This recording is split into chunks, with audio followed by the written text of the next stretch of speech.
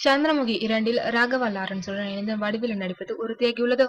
கடந்த 2005ஆம் ஆண்டு பி. வாசு இயக்கத்தில் வெளியாகி மிகப்பெரிய ஹிட் அடித்த படம் சந்திரமுகி. ரஜினியுடன் இணைந்து பிரபு, ஜோதிகா, நாசர், வடிவேலு, மாளவிகா என ஏகப்பட்ட நட்சத்திரங்கள் இப்படத்தில் நடித்திருந்தனர்.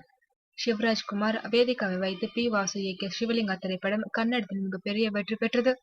த்ரில், கிரைம் என்ற ரீதியில் உருவான இப்படத்தில் நடிகர் சக்திவேல் வாசுவும் முக்கிய கதாபாத்திரத்தில் நடித்திருந்தார். இந்நிலையில் இப்படத்தின் தமிழ் ரீமேக் தற்போது சந்திரமுகி 2 என்ற பெயரில் உருவாக உள்ளதாம். இப்படத்தின் தமிழ் ரீமேக்கில் ரஜினி நடிப்பார் என்று அனைவரும் எதிர்பார்த்து காத்திருக்க, தற்போது லாரன்ஸ் நடிப்பது உறுதியாகியுள்ளது. லாரன்ஸுடன் இணைந்து முக்கிய வேடத்தில் வடிவேலுவும் நடிக்க உள்ளார். சிவலிங்காவை கன்னடத்தில் இயக்கிய வாசுவே தமிழிலும் இயக்குகிறாராம்.